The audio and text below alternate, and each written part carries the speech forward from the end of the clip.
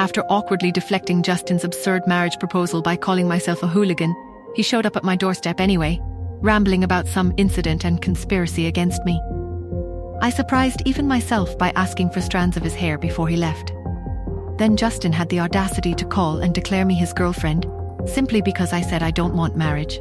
The man is delusional. Meanwhile, Joel Smith is after my DNA sample. Could this be connected to the conspiracy Justin mentioned? What does he want with my genetic information? And how much danger are my children and I really in?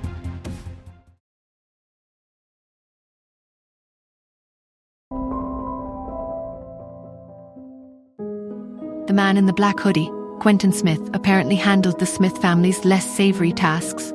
A small, discreet team worked under him, ensuring their more critical needs were met. Joel, who seemed to view Ian as a surrogate father, had entrusted this task to Quentin, despite its apparent simplicity. Quentin stood before Joel, his face a shadow beneath the depths of his hood. "Sorry, boss. Still no sample." Joel's surprise was evident. It shouldn't have been this difficult. A discarded utensil, a stray hair. Quentin scratched his head, a hint of something akin to frustration in his movements. "I've never seen anyone so contained." He looked up at Joel, a touch of aggrieved bewilderment in his voice. "A full day and night, one meal, 24 hours of sleep. And she washes everything the instant she's done, not even a stray fingerprint, let alone a DNA sample." An indignant edge crept into Quentin's voice. "Her water glass, right there, bedside. You'd think, but nothing? Cleans it after a single sip. Who is this woman?" Dark circles underscored his eyes, a testament to a sleepless night. "Yet," he insisted, "don't worry, I'll keep at it." "Did you get inside their house?" Joel asked, a hint of concern in his voice. He wanted answers, but not at the cost of arousing the Andersons' suspicion. Quentin nodded. "Yeah?" Joel frowned. "Did they find you?"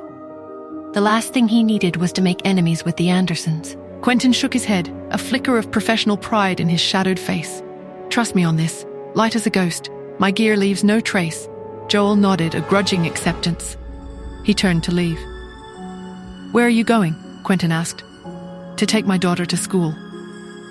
I stretched, the lingering stiffness in my muscles protesting the early hour. The strand of hair I'd carefully placed across the door jamb before sleep. It lay on the floor. So I hadn't been dreaming. Someone had been in my room while I slept.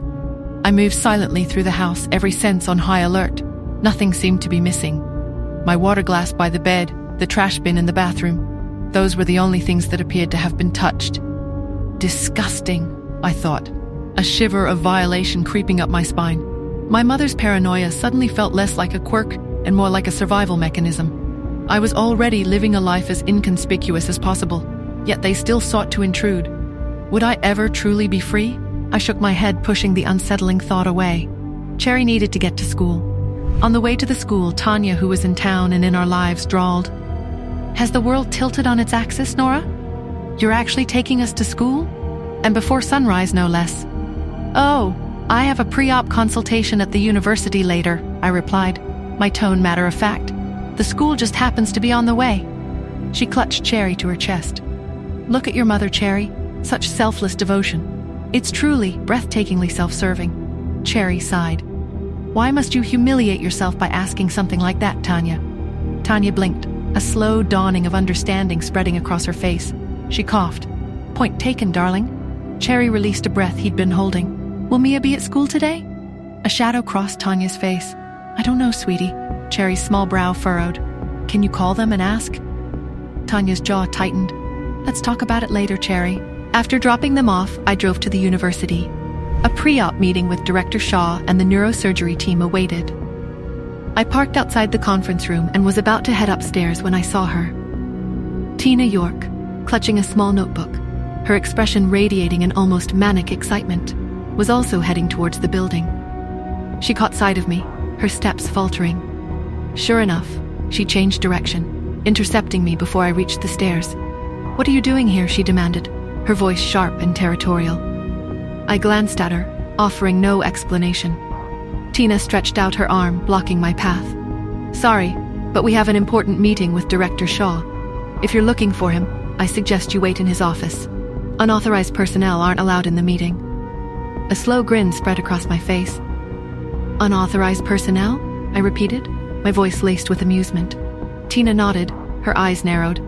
I'd advise you to stop trying to hog all the attention. You were lucky Mr. Hunt allowed you in Athena's OR last time. Don't think you can just follow us in again. One person shouldn't get all the best opportunities. I stared at Tina's smug face as she tried to block my path.